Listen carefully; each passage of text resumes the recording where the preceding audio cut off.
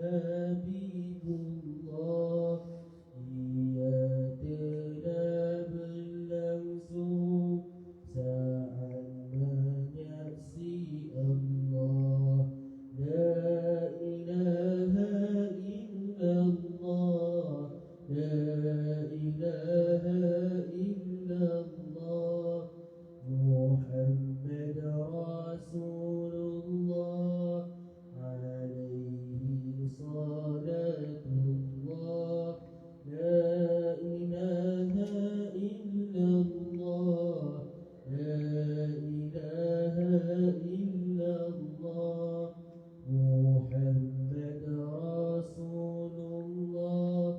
alaihi salatullah.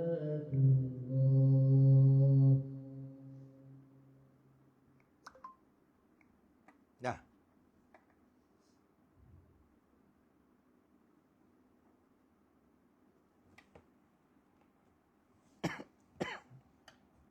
Bismillah.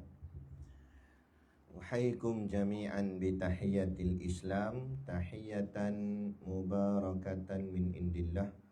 Assalamualaikum warahmatullahi wabarakatuh.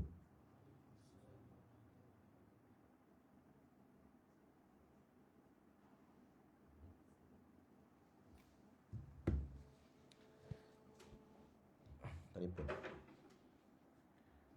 Ila hadrati sayyidina wa habibina wa syafi'ina Muhammadin sallallahu alaihi wasallam, wa ila arwahi abaihi wa ikhwanihi minal anbiya'i wal mursalin, salawatullahi wa salamuhu alaihi wa alaihim ajma'in, wa ala ali kulli was sahabati wal qarabati wat tabi'in wa tabi'it tabi'in bi ihsanin ila yaumiddin, wa ila arwahi walidina wa muallimina wa dhawil huquqi alaina ajma'in, wa khususan ila hadrati Syekh Mustafa Abdul Rahman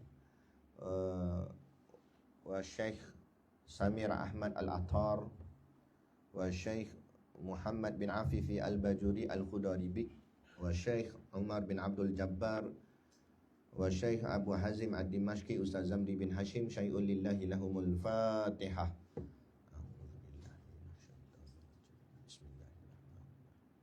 Alhamdulillahi rabbil alamin arrahmanir rahim iyyaka na'budu wa iyyaka nasta'in ihdinas siratal mustaqim siratal ladzina an'amta 'alaihim ghairil maghdubi 'alaihim waladdallin. Bismillahirrahmanirrahim. Innal hamdalillahi nahmaduhu wa nasta'inuhu wa nastaghfiruh wa na'udzu billahi min syururi anfusina wa min sayyiati a'malina. May yahdihillahu fala mudhillalah wa may yudlil fala hadiyalah. Asyhadu an la ilaha illallah wa asyhadu anna sayyidana Muhammadan abduhu wa rasuluh. Wassalatu wassalamu ala sayyidina wa syafi'ina Muhammadin wa ala alihi wa man walah ila yaumil qiyamah. Subhanaka la ilma lana illa ma 'allamtana innaka antal alimul hakim. Rabbi shrah li sadri wa yassir li amri wahlul 'uqdatam min lisani yafqahu qawli. Wala haula wala quwwata illa billahil aliyyil azim. Amma ba'd.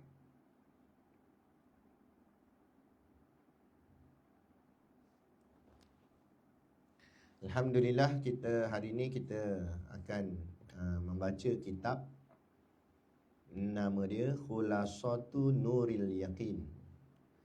Dulu Ustaz Mirun dah baca kan? Sampai mana? Habis. Okey. Dengan Ana, kita akan baca dari mula balik. Untuk kelas ni Ana akan pakai 3 kitab, iaitu kitab ini, nama dia Ringkasan Nurul Yakin, Sejarah Sirah Sayyidul Mursalin, yang diterjemah oleh Syekh Mustafa Abdul Rahman ke dalam bahasa Melayu Jawi. Kitab lama. Kemudian kita pakai ini juga, Khulasah Nurul Yakin, yang diterjemahkan oleh Abu Hazim Ad-Dimashqi, Al-Ustaz Zamri bin Hashim. Ini ustaz ni ada lagi, kita jemput dia. Kemudian syarah dia, anda pakai kitab ni, kitab Sirah Nurul Yakin fi Sirati Sayyidil Mursalin, yang ditahqiq oleh Syekh Samir Ahmad Al-Attar, dan penterjemah dia Ustaz Haji Muhammad Asri bin Haji Hashim. Okey, boleh? Okey, yang korang ada apa? Cuba tengok.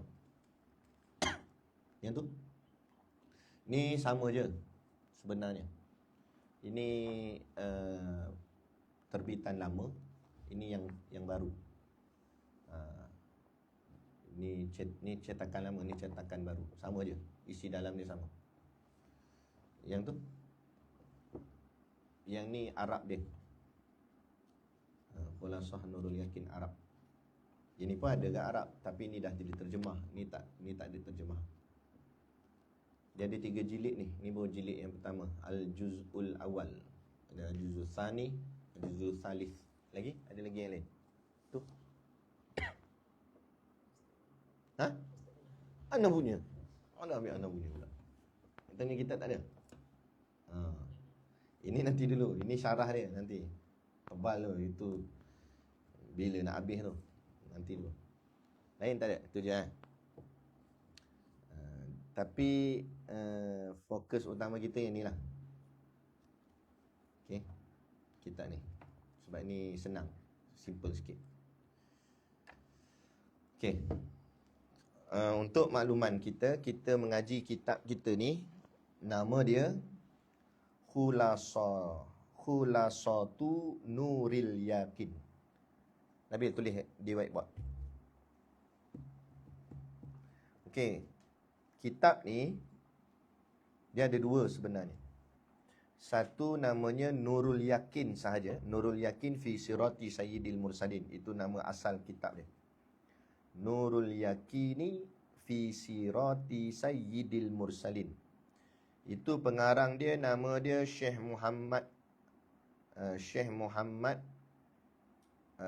Khudari bin Afifi Al-Bajuri bi, ataupun boleh juga Syekh Muhammad bin Afifi Al-Bajuri Al-Khudari bi.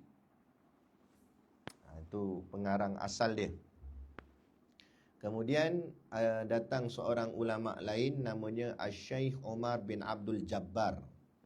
Beliaulah yang meringkaskan kitab Nurul Yakin itu. Kerana kitab Nurul Yakin ni tebal macam ni ya. Ni yang asal Nurul Yakin, tapi ni dah diterjemah. Di kitab Arab dia lebih kurang juga tebal dia, lebih kurang lah. Jadi asalnya tebal. Jadi dia fikir pelajar nak mengaji tebal macam tu lambat, kadang habis. Maka dia buat satu ringkasan. Maka dinamakan ringkasan tu Khulasatu Nuril Yakin. Iaitu pengarang dia Syekh Umar bin Abdul Jabbar. Okay. Dua-dua kitab ni semua dalam bahasa Arab lah.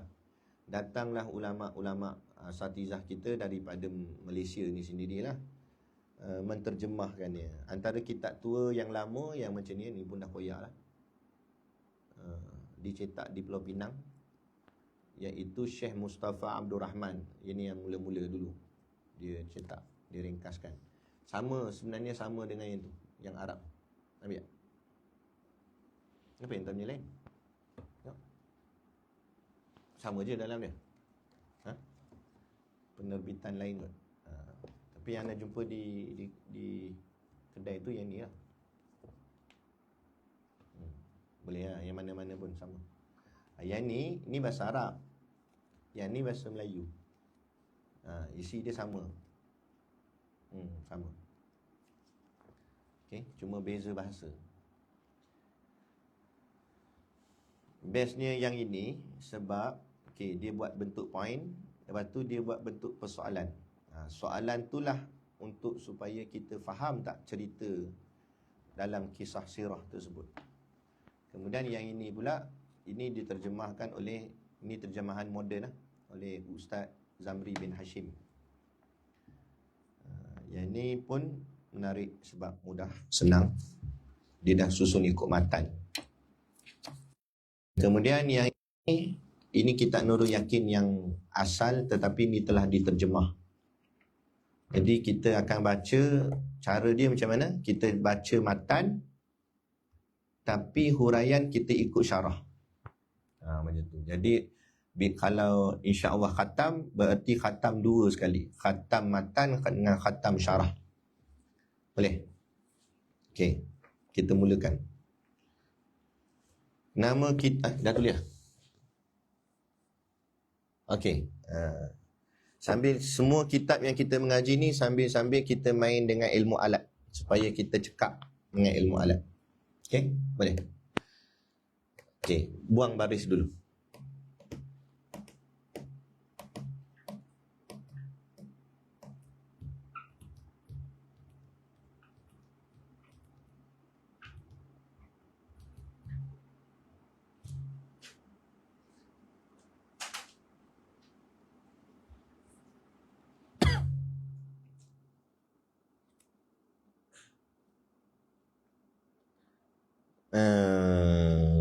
Nasrul, dia ambil komus sana, komus At-Tulab warna kuning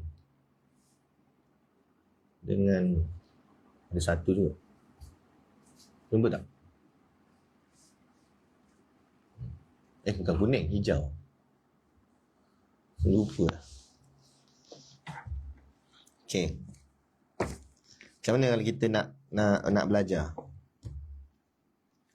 Kita carilah perkataan dia. Contoh ni, mana contoh kata kita ni tak tahu langsung. Apa ni? Huruf kha. Cari khulasah.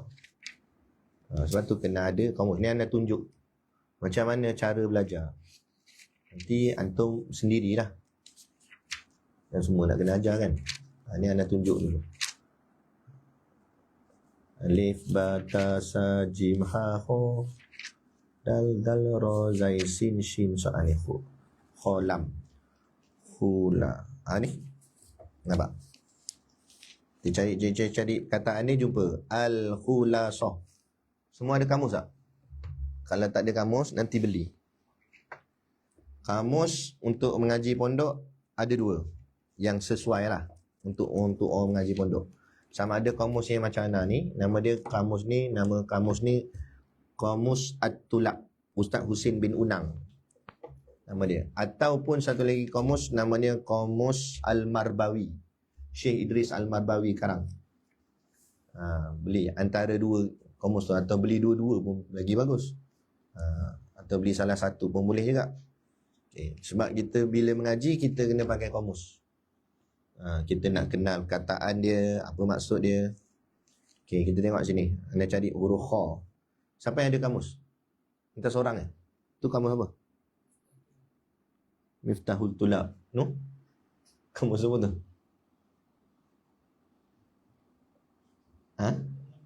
Tak nama, kamus je. Betul?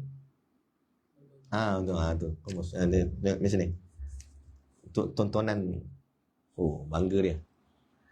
Ni contoh Kamus Al-Marbawi namanya. Dia tulis Kamus Idris Al-Marbawi. Ni Syekh Idris Al-Marbawi ni hebat, orang alim sah. Nanti kita pergi ziarah makam dia. Makam dia ada dekat Kuala. Okey. Kita cari lah. Yang ada kamus ikut sama-sama dengan Ana. Kita cari huruf kha. Kata kita tak tahu perkataan ni, kita tak tahu lagi. Tengok perkataan ni apa benda ni ya. Kita mencari. Alif lam kha lam alif sad ta marbutah al khulasah. Minasyai kata. Daripada sesuatu. Partinya. Khulasah artinya parti dia. Parti, isi. Mana point? Minasyai, daripada sesuatu, dengan makna sesuatu tu makna point, isi. Ataupun minal kalam, dia kata. Minal kalam maknanya dari sudut perkataan, artinya ringkasan. Jadi kita tahu dah. Al-khulasah artinya ringkasan. Okey. Ni cara mengaji. Jadi kita tahu dah. Khulasah. Okey. Kalau ikut pada kamus dia tulis al-khulasah. Okey. Kalau ikut asal dia, al-khulasah, ta marbutah tu kita baca dengan baris apa? Al-khulasah. Come on lah. Kita dah mengaji kan? Al-khulasah tu. Sebab apa? Sebab apa dhammah? Rafa'. Sebab apa rafa'? Sebab marfu'. Sebab apa marfu'? Sebab mubtada'. Apa makna mubtada'? Di awal. Permulaan ayat. Kan tu awal-awal. Okey, awal. Jadi kita dah tahu dah ta belakang tu dhammah. Okey. Tulis.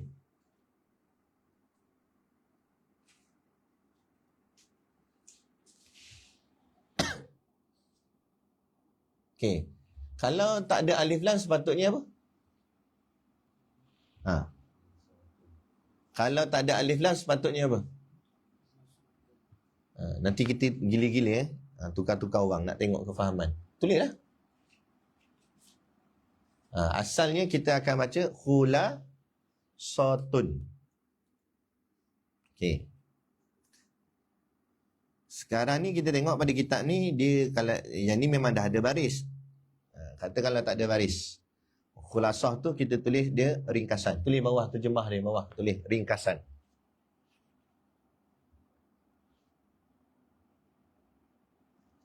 Okay, ringkasan. Faham ke bila sebut ringkasan? Adakah perkataan ayat ni dikira mufidah, memberi faham? Tak faham kan? Bila tak faham tu yang diperlu kepada sandar. Jadi bermakna khulasah ini apa? Apa dia? Bukan mausuf. Dia kalau mausuf itu sifat. Itu sifat. Ringkasan nak disifatkan dengan apa? Kalau sini ringkasan nurul yakin. Ringkasan nur. Maknanya dia nak disandarkan. Ringkasan ini ringkasan kepada kitab apa? Sebab nurul yakin ni sebenarnya, nurul yakin jangan kita ambil literal makna cahaya keyakinan tu. Tapi kita nurul yakin tu maknanya nama bagi kitab. Maknanya suatu benda. Jadi ringkasan ni ke atas siapa? Ke atas nurul yakin, ke atas kitab. Bermakna dia bersandar ke atas yakin. Jadi kalau sandar dalam bahasa Arab dia panggil apa? Mudhaf. Itu mudhaf. Jadi syarat bagi mudhaf apa? Minta nak tahu? Syarat bagi mudhaf kena ada apa? Syarat dia. Tidak ada alif lam, tidak ada tanwin. Maka sebab itulah alif lam dia memang tak ada. Maka tanwin kena buang. Faham? Boleh jadi asal dia mungkin al-khulasah, al. Tapi dia buanglah alif lam dengan tanwin. Sebab apa? Sebab dia nak bersandar. Kerana ringkasan, orang akan tanya, ringkasan apa? Apa yang diringkaskan? Macam tadi Duha jawab mausuf tadi tu, itu untuk sifat. Macam kita nak sifatkan sesuatu. Air ini sedap. Itu sifat. Sedap tu sifat. Tapi ringkasan dia bukan nak cerita pasal sifat, tapi dia nak cerita ringkasan ni ringkasan apa? Apa? Orang akan tanya apa. Jadi kita akan jawab ringkasan kepada Nurul Yakin. Ringkasan kepada kitab Nurul Yakin. Jadi bila ringkasan tu nak disandarkan kepada perkataan selepasnya, maka dia adalah mudhaf. Kalau dia mudhaf, maka selepas dia mesti mudhafun ilaih. Syarat bagi mudhafun ilaih?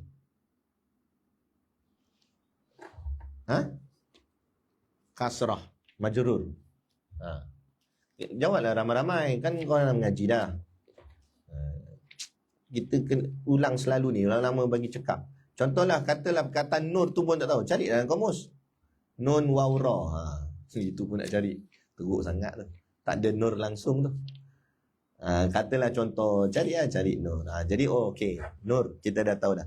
Tujuan kita buka kamus nak tahu apa? Nak tahu baris yang depan dengan tengah.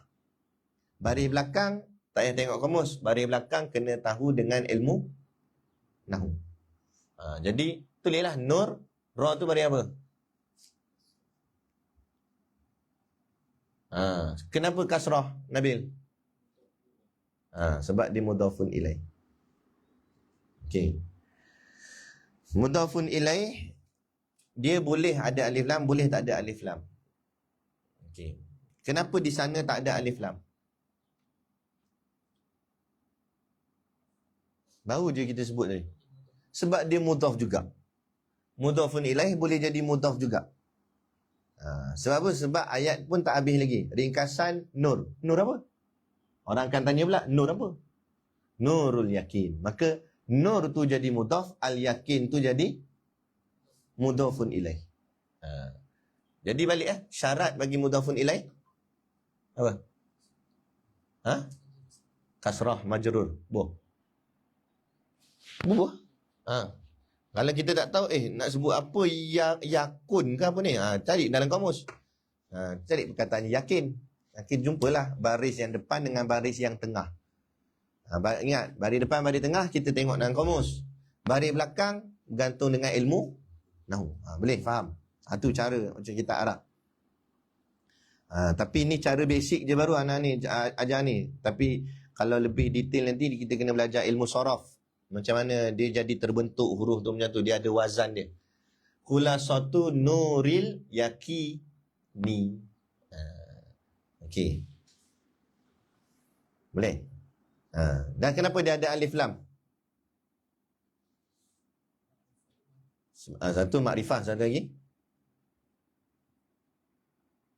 sebab dia bukan mudhaf. Nak mudhaf mana lagi? Faham? Ringkasan cahaya keyakinan. Keyakinan apa? Tanya pula lagi. Tampun. Itu kan dah nama kitab. Tu yang dia maksudkan. Jadi maknanya ringkasan kepada apa? Kitab yang bernama Nurul Yakin. Dah. Takkan dia nak sandar lagi Nurul Yakin yang mana pula? Itu dah terjawab maksudnya. Faham? Tu fungsi mudhafun ilaih ni. Selagi mana tak jelas, dia akan mudhaf lagi. Tapi dah jelas, selesai. Khalas. Faham? Habis dah. Okay, jadi ada alif lam tu kerana dia bukan mudhaf dan kerana dia nak menunjukkan makrifah bahawa yang dimaksudkan inilah kitab ni. Kitab yang tertentu, kitab yang dimaksudkan, iaitu kitab Nurul Yakin. Boleh? Jelas? Tu kaedah macam mana. Jadi kita pun baca duduk ijlis. Khulasatu Nuril Yakin. Okey, terjemahnya khulasah ringkasan. Sebenarnya dalam ni dia ada takdir dia. Takdir maknanya ada perkataan yang tersembunyi. Sebabkan ini hanya tajuk. Jadi ulama dia kalau letak tajuk kitab dia akan dia nak letak panjang-panjang. Jadi sekadar tajuk khulasah Nurul Yakin. Kalau ringkasnya, kalau terjemahnya ringkasan Nurul Yakin. Tetapi yang nak dimaksudkan pada ayat ni apa dia? Ringkasan bagi kitab Nurul Yakin. Jadi bagi kitab tu takdir. Tidak ada pada ayat. Faham? Okey? Macam kalau kita baca kitab-kitab lama, kitab-kitab Jawi lama tu dengan pada menyatakan. Kadang-kadang benda tu tak ada disebut dalam tajuk. Faham? Sebab apa? Sebab dia nak ringkas. Sebab ini tajuk. Ini bukan keterangan ayat. Ini hanya tajuk. Bila tajuk takkan nak buat panjang-panjang. Jadi cukup khulasatu Nuril Yakin. Artinya ringkasan bagi kitab Nurul Yakin. Ringkasan sirah Nurul Yakin. Okay, boleh? Ini khulasah dia. Kitab asal dia nama Nurul Yakin fi sirati sayyidil mursalin. Itu nama kitab asal dia. Muhammad pula padam tu tulis yang ni, nama kitab ni.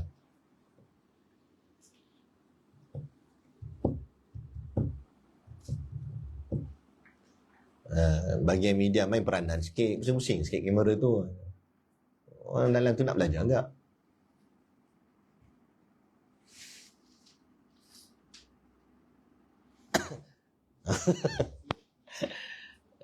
Jangan tulis baris lagi. Tulis kataan dia.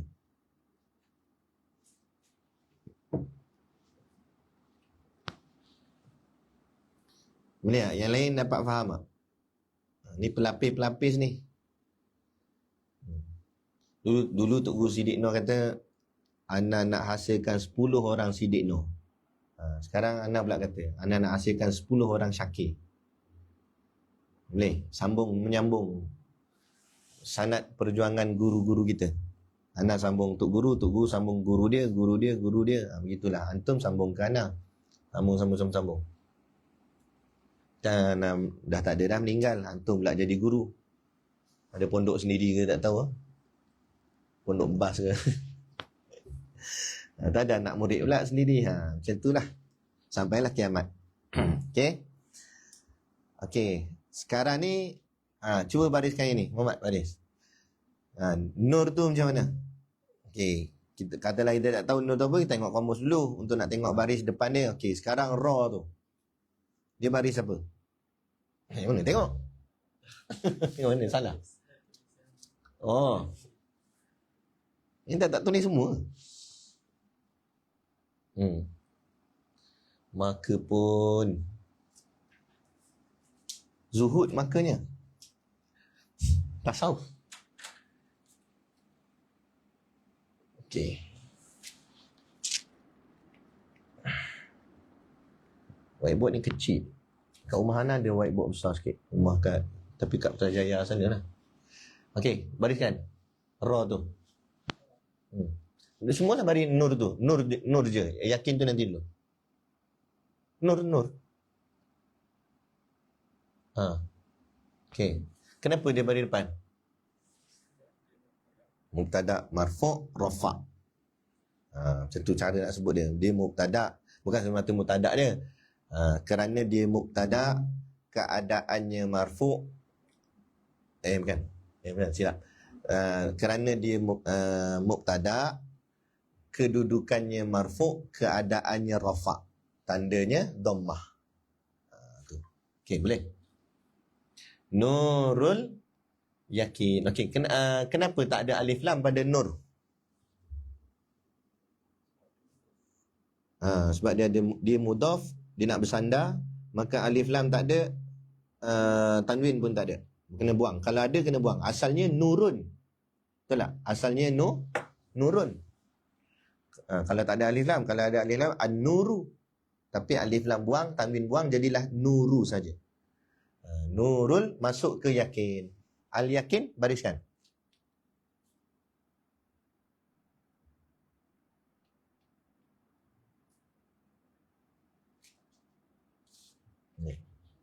Okey. Al-yakini. Okey, kenapa al-yakini? Kenapa nun tu baris bawah? Kerana dia mudhafun ilaih. Bila main selalu nama cakap lah kita. Okey. Dan kenapa dia ada alif lam?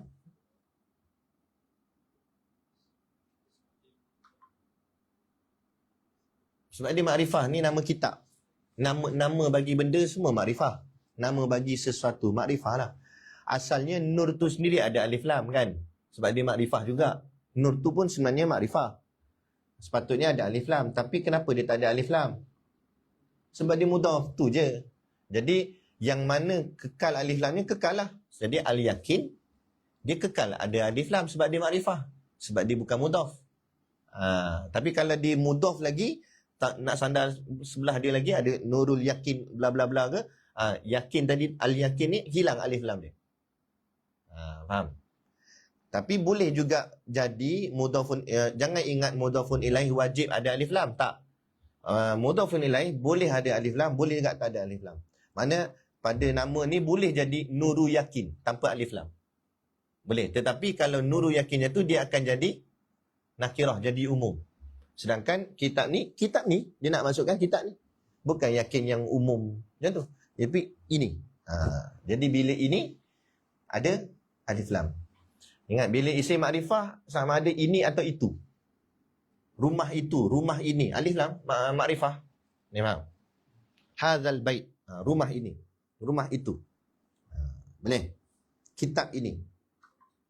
Sebab tu kalau kita nanti lama-lama kau banyak mengaji kitab, tengok kitab-kitab Jawi lama apa semua kan. Kadang dia tulis kat atas tu, hazal kitab.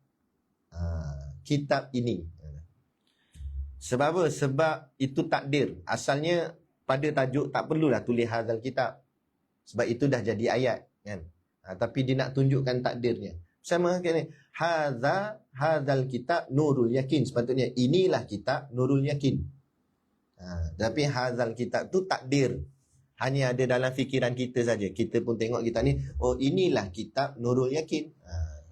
Syed, ambil duduk. Boleh? Okey, seterusnya.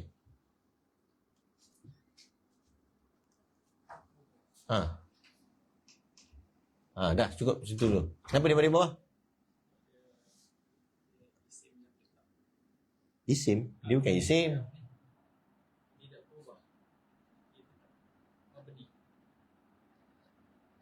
Mabni, betul. Tapi ni bukan isim. Ini haraf. Haraf jar. Haraf jar memang kekal. 9 huruf tu. Nanti kita belajar dalam jurumiyah. Salah satunya fi. Apa makna fi? Pada boleh, dalam boleh, tengok pada konteks ayat. Okey, nanti kita tengok seluruh ayat sesuai guna perkataan yang mana. Boleh jadi dalam, boleh jadi pada. Okey. Lagi seterusnya.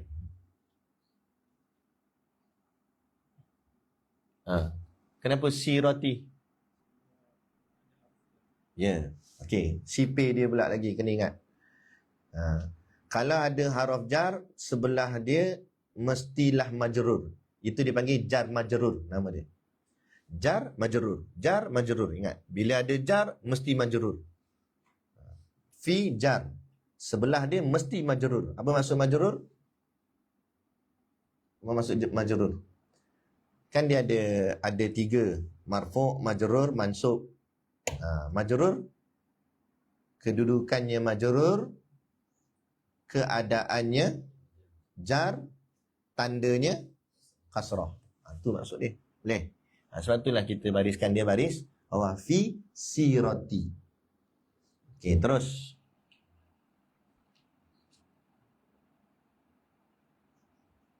Okey. Kenapa dia baris bawah? Sebab tengok sini. Sebab dia mudhaf. Mudhaf tak mesti baris bawah. Siapa tahu kenapa dia baris bawah? Dia Rashidi. Macam nak jawab je.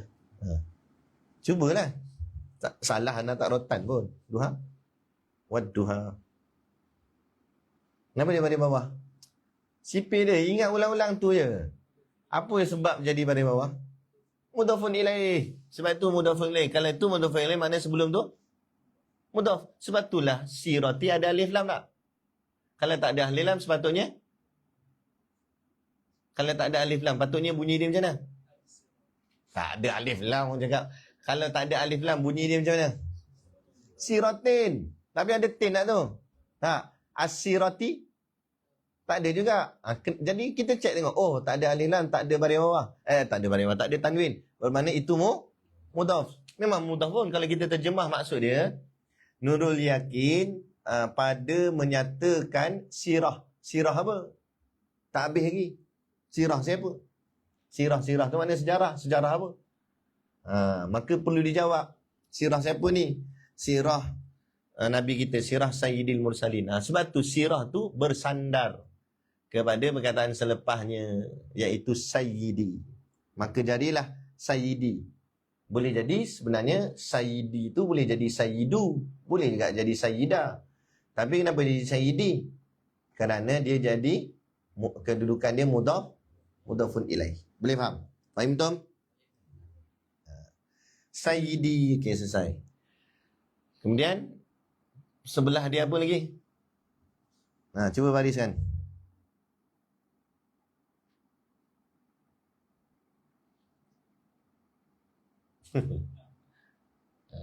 Rasa-rasa. Mana main rasa-rasa? Cuma ada kaedah.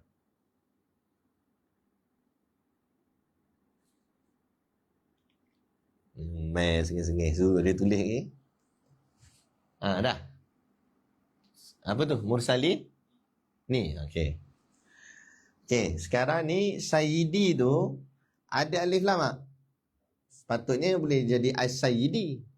Kan? Tapi dia tak ada alif lam. Kalau tak ada alif lam sepatutnya tanwin. Sayyid jadi bunyi macam mana? Sayyidin. Tapi alif lam tak ada, tanwin pun tak ada. Itu maksud mudhaf. Dia nak bersandar dengan perkataan selepas ni. Al-Mursalin itulah jadi mudhafun ilaih. Okey. Jadi ada alif lam kerana dia nak maksudkan apa? Ada alif lam tu nak maksudkan apa? Sayyid tu seorang makrifah. Yang nak dimaksudkan sirah ni sirah yang diketahui siapa dia. Siapa dia? Rasulullah. Yang telah dikhususkan. Bukan sirah umum tapi sirah khusus untuk seorang rasul, penghulu rasul, iaitu Sayyidil Mursalin. Okey. Jadi kalau ikut pada kedudukan Al-Mursalin tu, kedudukan dia mudhafun ilaih. Jadi kalau mudhafun ilaih, keadaan dia keadaan dia rafa, mudhafun ilaih. Keadaan dia majrur. Tandanya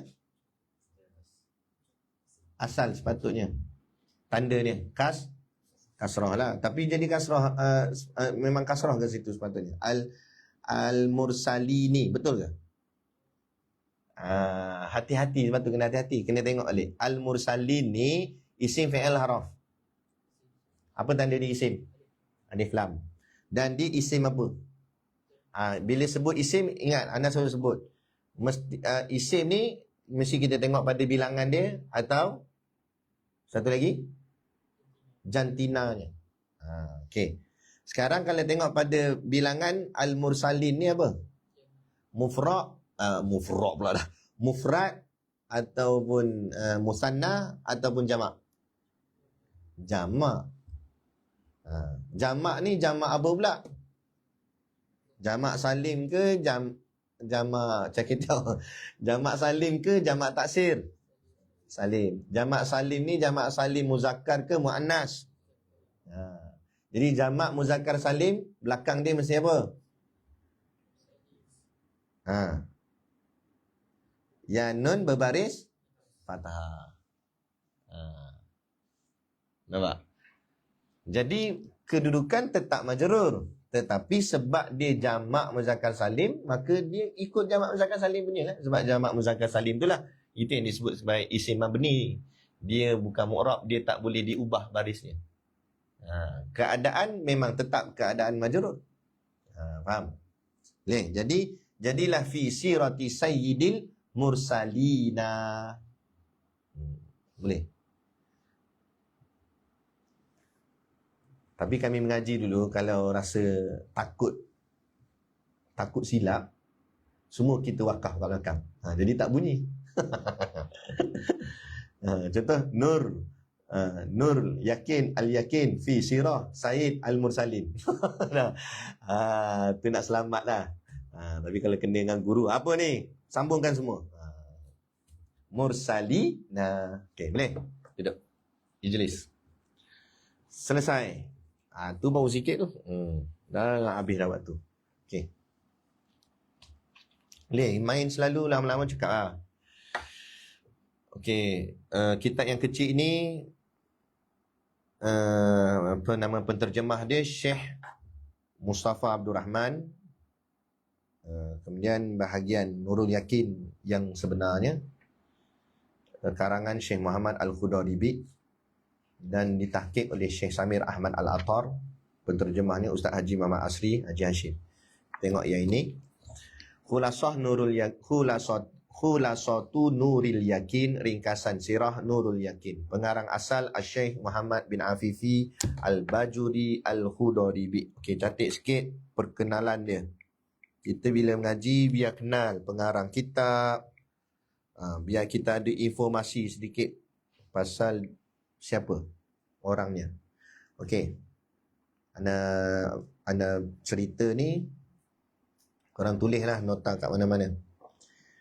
Sebelum tu dulu, maksud tadi yang Muhammad tulis ni, khulasa Nurul Yakin fi sirati Sayyidil Mursalin, artinya apa?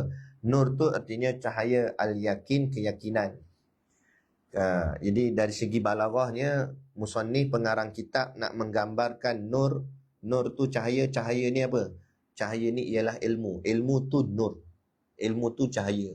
Kenapa dikatakan ilmu itu cahaya? Ilmu tu ibarat cahaya. Kerana sifat ilmu itu menerangi.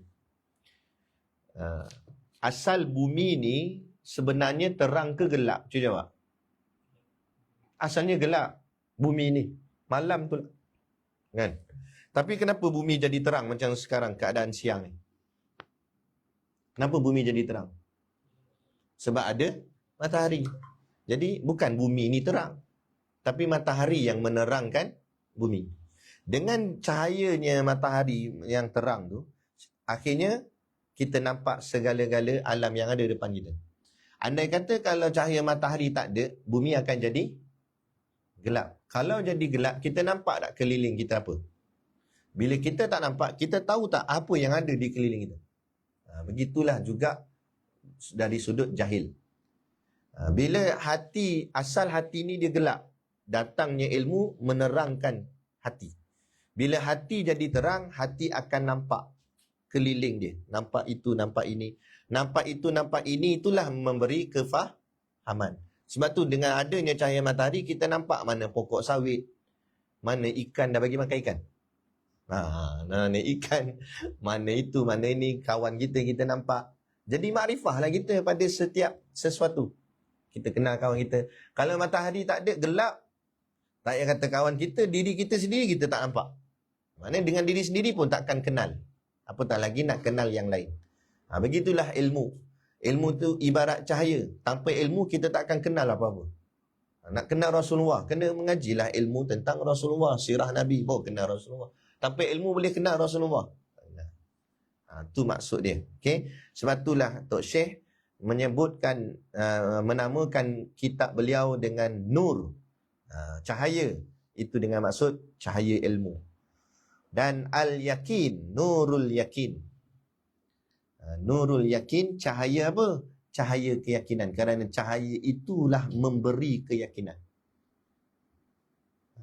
Dengan adanya ilmu tadi, kita akan bertambah yakin. Sebab apa? Sebab kita tahu. Kalau kita tak tahu, kita tak yakin. Kenapa orang kalau ditanya, entahlah Ustaz, saya pun tak pasti. Sebab apa? Sebab dia tak tahu. Kalau tahu, dia akan jawab, ya, saya pasti. Sebab tak tahu. Tahu itulah akan memberi keyakinan. Itulah Tok Syekh menamakan kitab beliau Nurul Yakin. Pada menyatakan, jadi Nurul Yakin ni nak cerita pasal apa? Sebab tu kebiasaan bila kitab dia akan ada fi. Contoh Hidayatus Sibyan fi ma'rifatil Islami wal Iman. Mesti ada fi. Sebab apa? Nak menerangkan kitab ni cerita pasal apa? Jadi Nurul Yakin fi. Fi di situ pada asal makna. Tapi ada takdirnya situ fi bayani. Bayan tu jadi takdir. Maksudnya pada menerangkan. Pada menyatakan. Menyatakan apa? Sirati. Tentang sirah. Sirah apa sirah? Sejarah. Ataupun juga kita boleh tafsirkan dia tentang riwayat hidup. Sirah tu sejarah, riwayat hidup. Boleh. Sayyidi, Said artinya penghulu, ketua. Al-Mursalin. Al-Mursalin ni tadi kita kata jama'an. Jama' bagi apa? Rasul. Rasul seorang. Kalau Mursalin, Rasul. Jadi Sayyidil Mursalin artinya penghulu bagi sekalian. Penghulu bagi sekalian Rasul. Dan ini makrifah. Siapa dia penghulu sekalian Rasul itu? Yakni Nabi Muhammad sallallahu alaihi wasallam. Nampak? Jadi anak ajar ni. Hanya dengan tajuk je korang boleh ceramah 1 jam. Cara macam mana? Cara buka. Tu kita ni ibaratnya pomen. Orang hantar kereta, kita buka skru dia satu-satu. Tengok cara anda buka. Buka Nur tu, buka Al-Yakin, buka Fi, buka Sirah, buka Said, buka Al-Mursalin. Bila buka baru makin durian tu sedap. Kan? Tapi kalau tak buka sedap. Sedap bau je lah, sedap tengok. Boleh makan lah kalau tak buka. Kita bagi kat orang tu tak pernah tengok durian. Kita bagi, nah durian makan lah. Dia pun kekahkan kulit-kulit. Apa jadi? Dia kata tak sedap buah ni, lagi sakit ada. Sebab tak dibuka. Sebab tu orang rasa, kalau kita suruh ngaji, dia akan rasa berat, rasa susah, payah, bosan, boring. Sebab tak dibuka, cuba buka. Bila buka, bagi isi je. Bagi faham di dalam dia tu. Akan terasalah kelazatan. Bila lazat nak lagi tak? Buka lah lagi. Amboi, buka lagi. Dalam mahal, musangking. Contoh.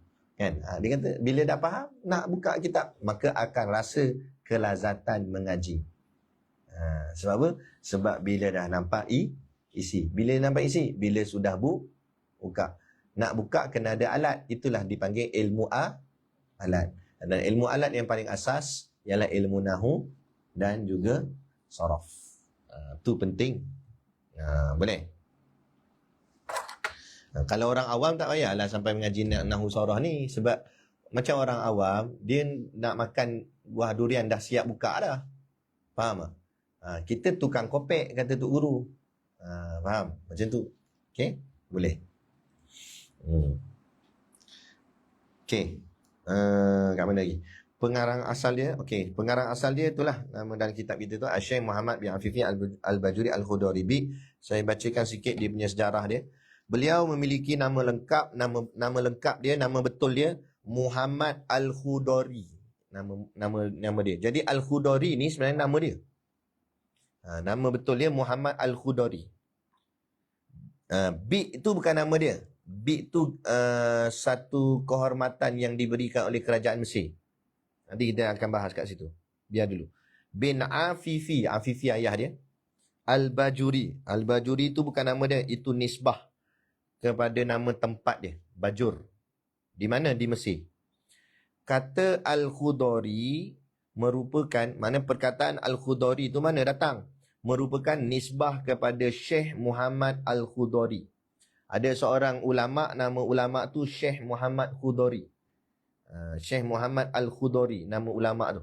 Nama ulama tu Syekh Muhammad Al-Khudari. Siapa Syekh Muhammad Al-Khudari ni? Syekh Muhammad Al-Khudari ni guru dari ayah dia. Ayah kepada siapa? Ayah pengarang kitab kita ni. Syekh Muhammad Al-Khudari bin Afifi Al-Bajuri ni. Tadi. Jangan keliru pula.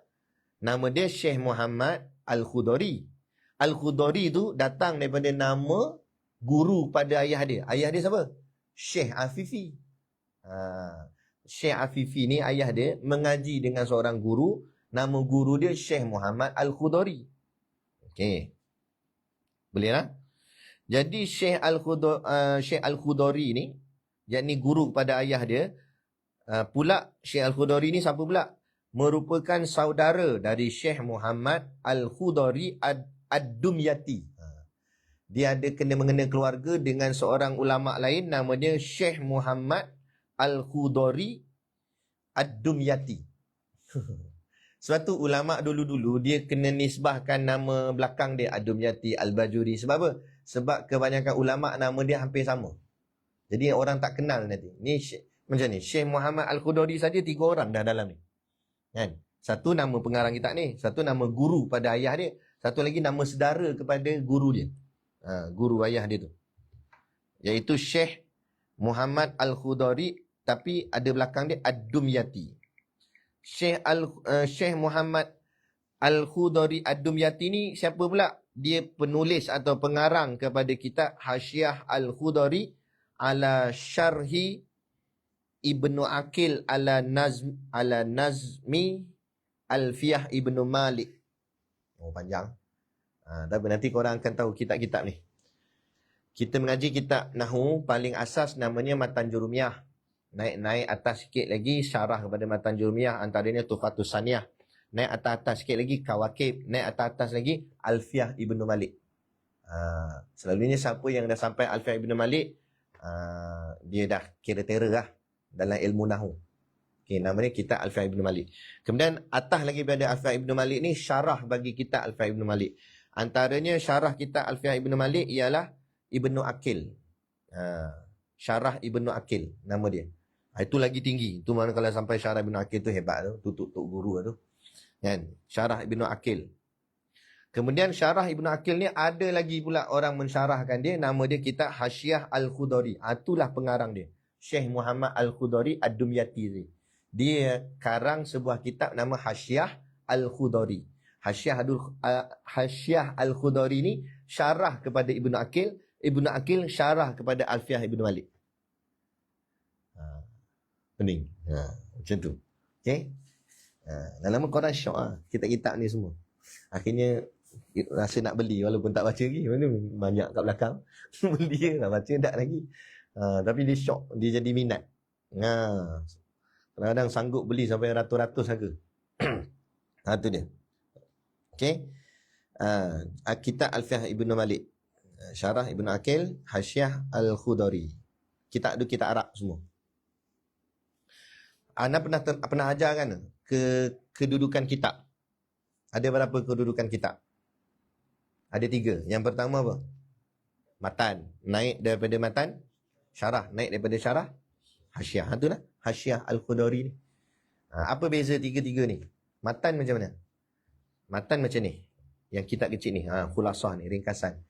Dia hanya poin-poin penting sahaja. Dia bubuh. Syarah yang macam ni pula. Dia menghuraikan poin tu. Okay, faham? Kalau hasyiah, syarah atas syarah. Dah syarah, dia hurai lagi dan huraian tu selalunya lebih, orang cakap aspek yang lebih luas. Sampai berkait dengan isu semasa ke apa ke, macam tu lah. Itu hasyiah. Dan selalunya hasyiah ni lagi tebal lah. Kadang-kadang kitab ni berjilid-jilid, dia satu set selalunya dia jual. Yang kalau kita nampak, kalau kitab tu disusun, dia jadi ayat bersambung. Tu selalunya nama kitab tu hasyiah. Dia jadi panjang. Jilid 1, jilid 2, jilid sampai 10 jilid pun ada. Harga dia kebiasaannya atas daripada 300 lah. 500, 800 ada, 1000 pun ada. Sebab dia banyak kan, satu set. Tapi selalunya kitab tu orang tak mengaji lah macam ni. Ada mengaji macam ni, tapi dah guru-guru lah. Guru-guru dia mengaji dengan maha guru. Lagi besar. Tok guru lagi besar. Tu kadang-kadang ada daurah umum. Ada daurah untuk asatizah je. Daurah untuk ustaz-ustaz je. Sebab apa? Sebab itu dah perbahasan yang agak tinggi. Bukan kita nak melevelkan kita alim tak sama dengan orang awam dah. Tapi sebab dia tak boleh secara terbuka. Kerana ada orang yang nanti tak faham. Dah tak faham, takut nanti dia buat-buat faham. Lepas tu dia mereka. Tu bahaya. Okay. Syekh Afifi. Jadi Syekh Afifi ni siapa? Syekh Afifi ni siapa? Ayah dia. Syekh Afifi, ayah kepada Syekh Muhammad Khudari ni, merupakan salah seorang daripada ulama Al-Azhar. Mana tahu satu hari nanti antum sambung mengaji di Universiti Al-Azhar. Ana tak kesampaian. Sebab Ana telah diamanahkan oleh Tok Guru untuk jaga pondok beliau. Jadi tak dapatlah sambung belajar. Kita sambung belajar dekat-dekat sini je lah. Yang penting niat nak mengaji juga. Tapi mana tahu antum satu hari nanti pergi sambung Mesir. Pergi mengaji dekat Universiti Al-Azhar. Ni antara institusi pengajian yang tertua. Sebab ni zaman ni dah ada dah. Al-Azhar. Jadi salah seorang pensyarah atau guru dalam Al-Azhar tu Syekh Afifi ni. Ayah kepada pengarang kitab kita ni. Dan Syekh Afifi ni pula merupakan murid dari Syekh Muhammad Al-Khudari Asy-Syafi'i yang tadi. Yang kita sebut tadi guru dia nama Syekh Muhammad Al-Khudari Asy-Syafi'i. Syafi'i belakang tu bukan nama dia, nak menunjukkan mazhab dia. Jadi ayah dia sayang sangat dekat guru dia sehinggakan ayah dia tafa'ul. Tafa'ul tu artinya mengambil berkat atau mengambil kebaikan. Jadi dia ambil nama guru dia, bubuh kat nama anak dia. Ni kalau orang yang terlampau kasih dengan guru, dia nak bagi ingat guru dia, dia ambil nama guru dia, bubuh kat nama anak. Antaranya Tok Guru Siddiq Noh. Tok Guru Siddiq Noh dia dapat anak Ibu Halimah nama Muhammad. Yang putih-putih tu. Kenal kan? Muhammad tu nama betul dia Muhammad Wa'in. Nama panjang dia Muhammad Wa'in. Wa'in tu mana datang? Wa'in tu Tok Guru letak nama Wa'in tu sebab guru kepada Tok Guru. Namanya Tuan Guru Haji Wan Ibrahim. Orang persingkatkan panggil Tok Guru Wa'in. Jadi Tok Guru sayang sangat kat guru dia, Tok Guru Wa'in ni. Tok Guru letak nama anak dia Muhammad Wa'in. Itu dipanggil tafa'ul. Nama dia, istilah dia tafa'ul. Gitu.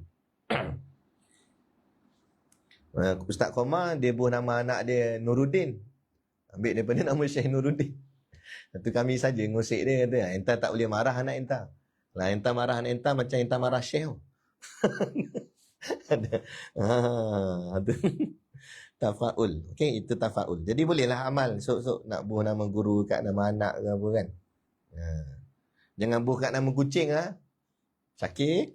Yo, pasang. Jadi kucing aku. Allahu akbar. Okey, itu cara dia. Orang dulu-dulu macam itulah cara dia tanda dia kasih pada guru. Kemudian pula Syekh Muhammad Al-Khudari ni, Syekh Muhammad bin Afifi ni, kalau tengok pada nasabnya tersambung sampai Rasulullah SAW melalui jalur Saidina Al-Husain. Jadi maknanya beliau ni adalah nasab Nabi juga. Tapi ada orang tanya lah, tapi tak ada Said? Tak semestinya.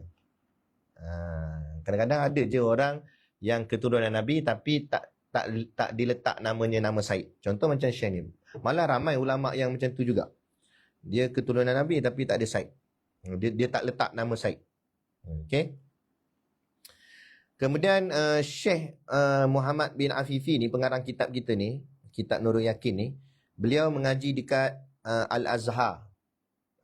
Sebab tu beliau juga sempat mengaji dengan ayah dia sendiri. Dia mengaji kat Al-Azhar. Al-Azhar ni kalau kita pergi sekarang, mana tahu bila-bila antum pergi kan, memang dia nampak dah bangunan dia besar dan dia diiktiraf sebagai jamiah. Jamiah ni maksudnya universiti. Tapi sebenarnya asal Al-Azhar ni macam kita lah, pondok pengajian. Pondok pengajian. Macam ni Mana nak tahu Sufiah ni nanti jadi universiti As-Sufiah. Jadi universiti tu. Kan? Asalnya macam itulah orang mengaji Al-Azhar. Dan tahu tak, dia masuk Al-Azhar pada saat umur dia 12 tahun. Ni Syekh pengarang kitab ini. Dari 12 tahun mengaji di Al-Azhar dah. Ngaji pondok dah. Alim. Ustaz kita ni, Ustaz Syihabuddin ni, dia mengaji di Tarim, Hadramaut, Darul Mustafa sejak umur 16 tahun. 16 tahun dah pergi ke Yaman. Dan mengaji di sana sampai 9 tahun. Sampai umur dah 20 lebih. Baru balik. Tu mengaji ni biar lama. Kan? Gitu. Okey, baguslah. Anak pondok ni kita letak minimum 15 tahun, bukan apa. Kalau bawah daripada 15, anak takut dia terlampau kebudak-budakan sangat dan dia takut dia tak boleh bawa. Sebab pondok ni satu pelajaran dia agak tinggi. Macam mana kita bahas-bahas ni, baris-baris. Ini korang pun duduk pening-pening, kelepok mata. Kan? Kalau budak lagi dah. Jadi agak tinggi. Lepas tu bebas. Sebab dia tak ada peraturan yang macam di tahfiz. Kita tak kontrol sangat. Jadi kalau bebas nanti, bebas main je lah dia. Gitu. Tapi tak adalah anak buat syarat tu secara tetap. Andai kata ada orang yang nak minta masuk bawah daripada 15, kita interview tengok, tapi nampak sifat dia matang. Ada ciri-ciri macam nak jadi Syekh Muhammad Afifi. Ada ciri-ciri macam Imam Syafi'i. Imam Syafi'i lagi dahsyat, 9 tahun alim dah. Kan? 15 tahun jadi pakar rujuk. 15 tahun orang tanya soalan kat dia. 15 tahun baru. Kan? Imam Syafi'i. Jadi kalau ada ciri-ciri macam Imam Syafi'i, kita terima lah. Tengok, nampak budak lagi tapi matang. Nampak mengaji di mana-mana kitab kanan kiri pegang ni. Sekejap macam ni. Kita terima lah tu. Kan? Okey? Boleh? Tapi kan nampak termenung je tu, tak payahlah. Baik, itu. Kemudian lagi, dia mengaji di Al-Azhar tu lama mana? 7 tahun. Jadi kita baca manakib ni sebagai nak bagi semangat kat kita. Jadi kantor mengaji pondok, jangan sekejap-sekejap. Biar lama. Satu tempat tu biar lama. Lepas tu nak pindah tempat lain pula. Pindah tempat lain pula, lama pula kat tempat tu. Pindah tempat lain lama pula. Contoh kata Supiah duduk sampai 5 tahun contoh. Lepas tu nak pergi mana pula? Nak pergi Mesir, ngaji Al-Azhar. Ngaji pula Mesir 10 tahun. Sambung pula Yaman, ambil pula 15 tahun tu dia. Balik serban berlapis tu. Kan? Tapi jangan terlampau lama sangat mengaji. Pula dah. Kenapa? Umat memerlukan ilmu. Jadi kita balik dan mula mengajar. Kan? Kalau betul-betul minat mengaji ni, mengajilah. Sampai umur 30 ke, 30 lebih ke, lepas tu balik Malaysia, mula mengajar. Kan? Boleh tak macam tu? Ataupun mengaji luar dulu, lepas tu balik sini, mengaji dekat-dekat sini pula, sambil-sambil mengajar. Macam ustaz pun. Dia macam tu tak? Okey. Tu. Kemudian lepas habis dia mengaji 7 tahun di Al-Azhar, dia lanjutkan pelajaran dia di sebuah tempat pengajian juga, namanya Madrasah Darul Ulum di Mesir juga. Dua tempat ni lah tempat yang masyhur di Mesir. Satu Al-Azhar, satu lagi Madrasah Darul Ulum. Kerana Madrasah Darul Ulum ni melahirkan ramai juga ulama. Antara ulama yang terkenal pernah mengaji di Madrasah Darul Ulum ialah Syekh Hasan Al-Banna. Kenal tak Syekh Hasan Al-Banna? Kita ada baca kitab dia tu, Risalah Rukun Bai'ah tu. Tu Syekh Hasan Al-Banna. Dan juga Said Qutub. Said Qutub pun antara yang terkenal. Kalau di Nusantara, antara yang terkenal daripada Indonesia pernah mengaji kat situ, yang nama dia Syekh Mahmud Yunus. Ana ada kitab dia kat belakang, kitab tafsir. Tafsir Profesor Dr. Mahmud Yunus. Beliau pernah mengaji kat situ juga. Mana hebat-hebat lah. Antara lagi yang pernah mengaji di sana juga, bukan mengaji, mengajar. Yang pernah jadi pensyarah di Madrasah Darul Ulum, iaitu Syekh Muhammad Abduh. Siapa Syekh Muhammad Abduh? Pengarang asal kitab Risalah Tauhid ni. Asal kitab Risalah Tauhid ni kitab Arab. Ini telah diterjemahkan oleh Syekh Abdul Ghani Yahya dengan Syekh Omar Yusof. Tapi asal dia Syekh Muhammad Abduh. Kitab Arab. Nama dia sama, Risalah Tauhid juga. Dan beliau salah seorang tenaga pengajar di Madrasah Darul Ulum Mesir. Nampak? Jadi bila kita tengok ni kan, setiap nanti sampai satu masa nanti kalau korang dah mengaji banyak, korang akan tengok setiap pengarang kitab ni, dia orang macam ada kaitan. Dia ni anak murid dia ni guru dia ni. Dia pusing-pusing situ. Oh ni zaman dia, oh ni zaman ke depan. Sebenarnya bukan kat kitab je. Dalam kelompok kita ni nanti antum dah besar, antum jadi ustaz, jadi asatizah, duduk pusing-pusing situ. Kan? Mengaji dengan mana? Dengan siapa? Oh, Ustaz Syakir Nazar. Oh, Ustaz Syakir Nazar tu kawan saya masa ngaji di Pondok An-Nur dulu dengan Tok Guru Siddiq Noh. Lah. Kenal lah kat situ. Oh, kena kat situ. Oh, ni anak murid dia. Ini ni. Faham tak? Macam tu lah. Pusing-pusing. Contoh, anda mengaji dengan Tok Guru Siddiq Noh. Tok Guru Siddiq Noh ni anak murid Tuan Guru Haji Awang Lanai.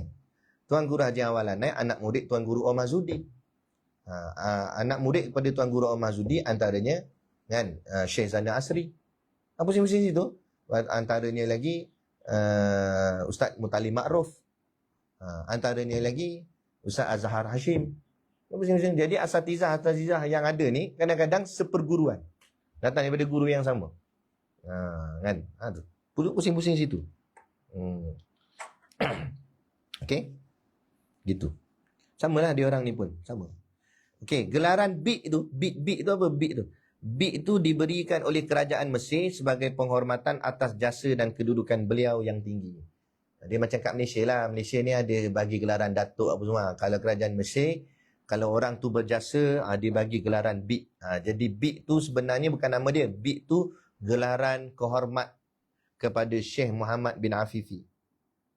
Kemudian Al-Bajuri. Al-Bajuri itu nisbah kepada Bajur, sebuah bandar di wilayah Al-Minufiyah, yakni di Mesir. Mana sebuah bandar yang ada di Mesir, tempat dia tinggal. Namanya Bajur. Bajur. Asal namanya Bajur. Kemudian ditambah ya. Ya tu dipanggil apa? Kita belajar dah semalam. Bukan semalam, kemarin. Ya'un nisbah. Ya'un nisbah artinya apa? Ya yang berkait. Kaitan. Maknanya dia berkait dengan Bajur, tempat dia. Maka dia jadilah Bajuri. Faham? Orang terkait dengan nama tempat ni apa? Mataraja. Itu jadi apa? Mataraji.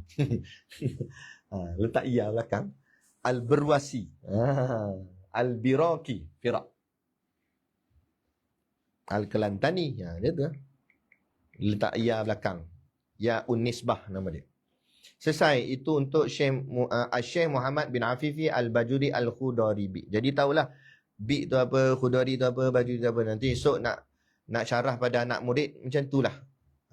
Okay.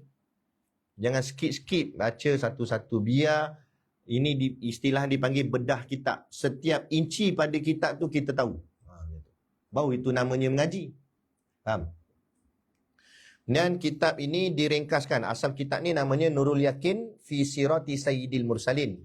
Diringkaskan menjadi namanya Khulasatu Nurul Yakin oleh siapa? Syekh Omar bin Abdul Jabbar. Sekarang kita tengok pula siapa dia Syekh Omar bin Abdul Jabbar. Beliau ialah seorang ulama yang terkenal di Madinah. Kalau tadi Syekh tadi duduk mana? Syekh Muhammad Afifi. Duduk di Mesir. Berbeza pula dengan Syekh Omar ini. Syekh Omar ni dia duduk di Madinah pada abad ke-14 Hijrah. Maknanya abad 14 zaman kita lah. Kita ni abad 14. Kan? 1447. Dia tapi dia awal lagi lah kot. Maknanya ulama yang contemporary lah. Ulama yang baru lagi. Dan merupakan ayah kepada ulama contemporary terkenal iaitu Syekh Muhammad bin Alawi Al-Maliki. Kenal tak? Syekh Muhammad Syekh Muhammad bin Alawi Al-Maliki di Mekah. Ya, di tanah Arab sana. Syekh Muhammad bin Alawi tu anak dia. Ayah dia ni Syekh Omar bin Abdul Jabbar. Ni ayah dia. Nampak? Ayah anak semua Syekh jadi ulama belaka. Kita kalau boleh macam tu lah bercita-cita. Biar sampai keturunan-keturunan kita ni semua jadi ulama semua. Jadi ustaz-ustaz. Okay. Jadi Al-Maliki tu nisbah apa? Al-Maliki. Okay, nama Syekh Omar ni nama panjang dia. Syekh Omar bin Abdul Jabbar bin Muhammad Al-Maliki Al-Hasani. Satu lagi kan, anda perasan sepanjang anda duduk mengaji ni lah. Mengaji manakib, mengaji nama pengarang kitab. Kebanyakan nama ulama' yang hebat-hebat mesti nama Muhammad. Kebanyakannya. Taklah kata semua, tapi banyaknya nama Muhammad. Nama Imam Syafi'i sendiri, Muhammad bin Idris. Kan? Imam Bukhari, nama Muhammad. Banyak nama Muhammad. Ini Syekh kita pun nama Muhammad. Muhammad bin Afifi. Jadi esok nanti antum kalau ada anak, jangan terlepas dengan nama Muhammad. Belakang nak buh nama apa, buh lah. Tapi depan tu biar ada nama Muhammad. Ambil tafaul tadi. Ambil berkat, lagi-lagi berkat junjungan besar kekasih kita Nabi Muhammad sallallahu alaihi wasallam. Okey. Nama panjang dia Syekh Omar bin Abdul Jabbar bin Muhammad. Jadi ayah dia Muhammad. Ayah dia atuk dia. Nama dia Omar, ayah dia Abdul Jabbar, atuk dia Muhammad. Al-Maliki Al-Hasani. Okey, Al-Maliki itu nisbah pada mazhab dia, mazhab Imam Malik. Jadi kita nak buh nama kita boleh Muhammad Syakir bin Nasoha Asy-Syafi'i. Maknanya bermazhab Imam Syafi'i, bukanlah alim. Cuma nak menyatakan mazhab kita apa je. Okey. Kemudian Al-Hasani itu menunjukkan keturunannya keturunan Saidina Hasan. Maknanya keturunan Nabi juga. Pengarang asal keturunan Nabi, tukang ringkas pun keturunan Nabi. Hebat sungguhlah. Kan? Jadi Syekh Omar ni keturunan Nabi. Tapi yang kalau Syekh Muhammad bin Afifi tadi daripada keturunan Al-Husain. Saidina Husain. Tapi kalau yang ni dia datang daripada keturunan Saidina Hasan. Sebab tu nama dia Al-Hasani. Jadi kalau jumpa ada orang nama Al-Hasani kat belakang, itu maknanya keturunan Nabi sebelah Saidina Hasan. Boleh? Kemudian Al-Madani. Al-Madani bukan Madani tu. Al-Madani tu maksudnya beliau menetap di Madinah. Ulama' dulu-dulu dia suka nisbahkan pada tempat dia mengaji ke, tempat dia lahir ke, atau tempat dia tinggal. Antara tujuan supaya membezakan dengan nama orang lain. Sebab macam anda cakap tadi, nama ulama' ni kadang banyak sama. Nama Muhammad, banyak nama orang nama Muhammad. Gitu. Okey.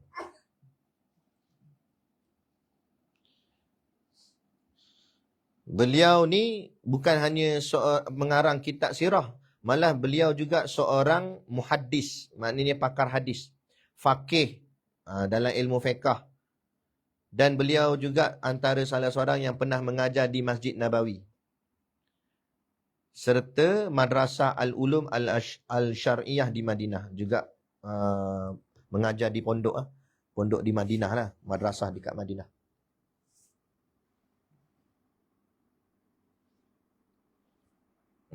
Okey. Yang tu. Antara kitab yang masyhur, banyak kitab yang dikarang, tapi yang masyhur antaranya kitab ni lah, Khulasah Nurul Yakin. Ada satu lagi kitab, kalau sempat nanti bila-bila ke tak tahulah kita mengaji. Nama kitab tu Uqudul Lujain. Nama kitab tu Uqudul Lujain fi bayani hukuki zaujain. Tahu kitab apa? Kitab tu tak boleh mengaji sekarang, nanti-nanti dulu. Sebab kitab tu pasal perkahwinan suami isteri. Tersengih-sengih pula. Tu. Uqudul Lujain. Tu. Kalau nak kahwin nanti, kalau siapa nak kahwin, bagi tahu Ana dulu. Bawa Ana baca kitab tu kat dia. Uqudul Lujain. Pengarang dia ni lah. Dan dia juga ada karang kitab akidah, fiqh, sirah. Sirah ni lah yang paling terkenal. Okey, dah. Itu dia. Sikit kita pengenalan kita pada guru-guru kita ni. Kita tak pernah jumpa dia, tak sempat zaman dia, tapi kita mengaji kitab dia, kata Tok Guru Siddiq Noh, automatik kita jadi anak murid dia. Jadi kita kenal lah nama-nama guru kita ni. Ni kita anggap dia guru kita. Kan? Minta izin pada pengarang, moga-moga kita ni dia reda sebagai kita anak murid dia. Nanti mana tahu jumpa dekat hari kiamat esok, jumpa. Syekh Muhammad Afifi. Syekh Omar. Al-Qudaribi. Boleh. Kemudian diterjemah oleh Abu Hazim Ad-Dimashqi, Ustaz Zamri bin Hashim. Siapa dia ni? Abu Hazim tu kunyah, dipanggil kunyah. Dia selalunya diambil pada nama anak. Mungkin nama anak dia Hazim. Dan anak ni ambil anak yang paling sulung. Kemudian diletakkan dengan nisbah Abu. Abu Hazim, bapa si Hazim. Macam tu maksud terjemah dia. Macam nama anak-anak yang paling sulung Omar, Abu Omar. Macam nak tulis kitab kan? Itu dia, Abu Omar Muhammad Syakir. Macam tu. Okey, boleh. Kalau tak ada anak, buah anak tekak. Tu orang dulu-dulu lah, ulama dulu suka buat macam tu. Okey. Abu Hazim. Lagi Ad-Dimashqi, Abu Hazim Ad-Dimashqi, itu dia nisbahkan pada nama Damsyik, Damaskus. Yang ini tempat beliau belajar. Ustaz Zamri ni belajar sana. Damaskus kat mana? Damsyik? Syria. Dia ngaji Syria ni. Antum ngaji mana nanti? Ngaji Syria ke apa ke? Okey, habis. Itu untuk hari ni dulu. Belajar mengenal pengarang kitab dulu. Istilah dia, tak kenal maka tak cinta. Okay. Bagi kasih pada guru dulu. Ni guru. Adabnya macam tu. Kita nak mengaji tempat orang atau mengaji kitab orang, kenal dulu gurunya siapa. Sebab tu antara punca kenapa mengaji tak faham, silap pengarang kitab pun dia tak kenal. Kan? Ataupun mudir tak kenal. Itu banyak kadang-kadang di pondok, di tahfiz kan. Masuk sekolah, tanya Tok Guru Siddiq Noh ni siapa dia? Siapa? Tak kenal. Tok Guru tak kenal. Kan? Guru sendiri tak kenal. Macam mana nak mengaji? Jadi ini adab kita. Kelas pertama kita ni, kita belajar kenal pengarang kitab, penterjemah dia, siapa yang buat ringkasan, sedikit sebanyak sejarah dan manakib. Itu dipanggil manakib. Manakib ni bahasa kita moden ni panggil biodata lah. Manakib para guru kita. Kenapa penting manakib? Supaya kita kenal guru kita tu siapa, macam mana cara dia mengaji, dia belajar kat mana. Paling-paling tidak menambahkan keyakinan kita, ilmu yang kita ambil ni ilmu yang betul. Sebab apa? Sebab sanad. Mana kita mengaji dengan orang yang memang berguru, last sekali sampai kepada Sayyiduna Rasulullah sallallahu alaihi wasallam. Wallahu a'lam. Ada soalan? Dalam pelajar-pelajar kita secara online ada soalan tak? Ada ke yang ni? Ke tak hadir langsung? Ada. Ha? 10. Alhamdulillah. Ada. Kalau boleh nanti bagi tahu depa kalau ada yang nak ikut kelas ni secara bersiri lepas-lepas ni, nak dapatkan kitab, ni lah bagi tahu kat Entah lah. Nanti kita tak ada jual. Kita bagi link je. Bagi link Shopee masuk kat dalam grup. Beli sendirilah nanti. Lepas tu kita akan bagi jadual kelas kita bila kita akan start, bila kita sambung lagi baca kitab ni secara bersiri, insya-Allah. Jadi cukup sekadar tu, kita rehat dulu. Yang nak buat apa-apa, basuh baju ke apa ke, yang tak ada apa-apa, tidurlah dulu, tidur qailulah. Niat tidur qailulah ni supaya menambahkan tenaga untuk terus mengaji pada selepasnya, petang sampai ke malam. Okey, boleh. Jadi cukup sekadar tu. Wabillahi taufik wal hidayah. Assalamualaikum warahmatullahi wabarakatuh. A'udzubillahi minasyaitonirrajim. Bismillahirrahmanirrahim. Alhamdulillahirabbil alamin wassalatu wassalamu ala asyrafil anbiya'i wal mursalin wa ala alihi wa sahbihi ajmain. Allahumma taqabbal minna salatana wa du'aana innaka antas samiul alim.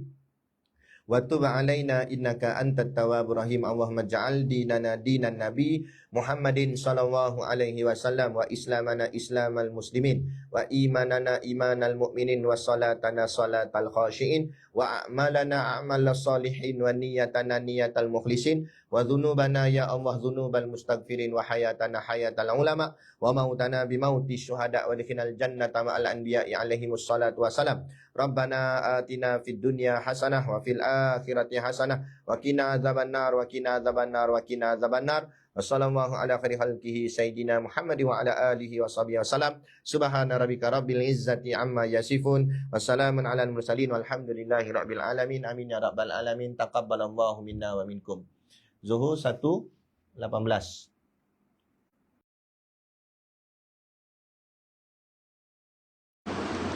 Selepas zuhur kita al-ahadits an-nuriyah. Kan?